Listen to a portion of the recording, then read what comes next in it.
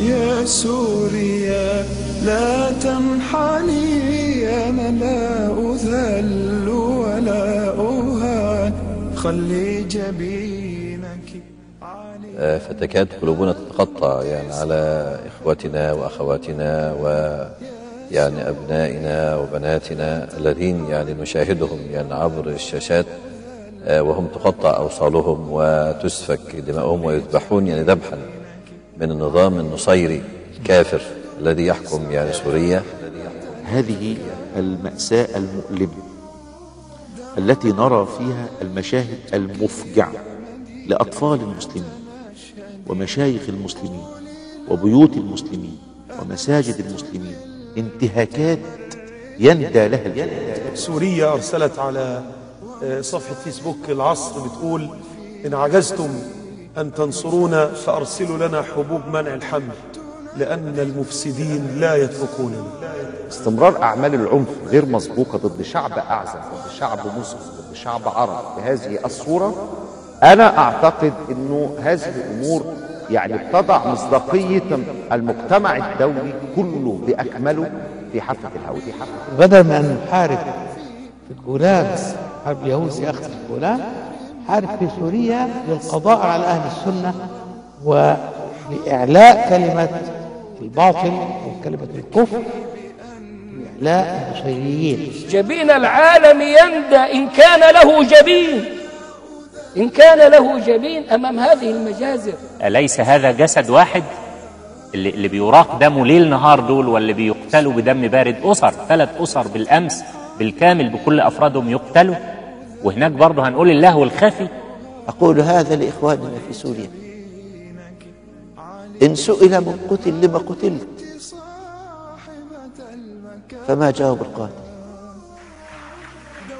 ما جاوب القاتل. وإذا الموءودة سئلت بأي ذنب قتلت.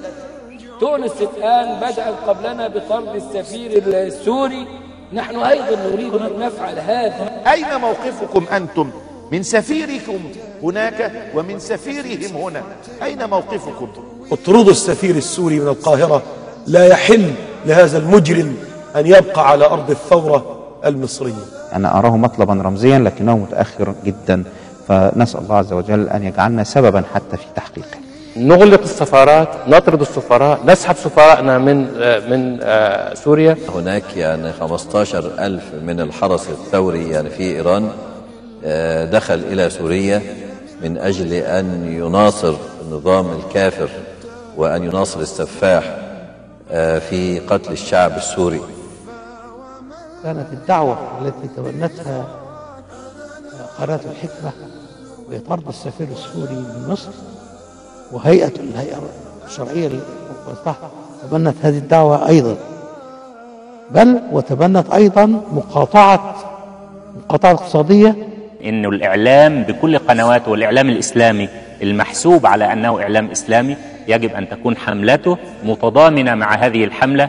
لا يعني إنه الحكمة قالت يبقى احنا لا نشوف لنا حملة تانية. نحن قررنا أن يكون اليوم المفتوح من أجل نصرة الشعب السوري ومن أجل الضغط على القيادة السياسية المصرية لطرد السفير السوري من مصر وسحب السفير المصري فورا من سوريا. هيكون يوم الخميس القادم ابتداء من الساعة 1 ظهرا وحتى آخر الليل.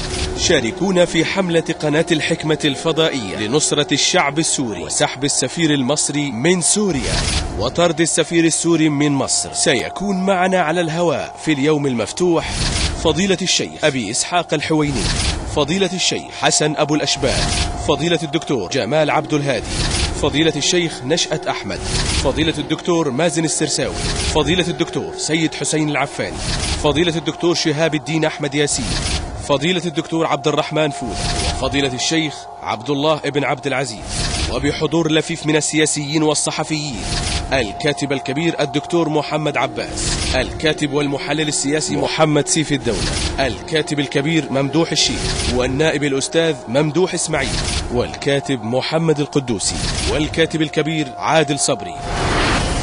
في انتظار مشاركاتكم ودعمكم للشعب السوري على الهواء مباشرة.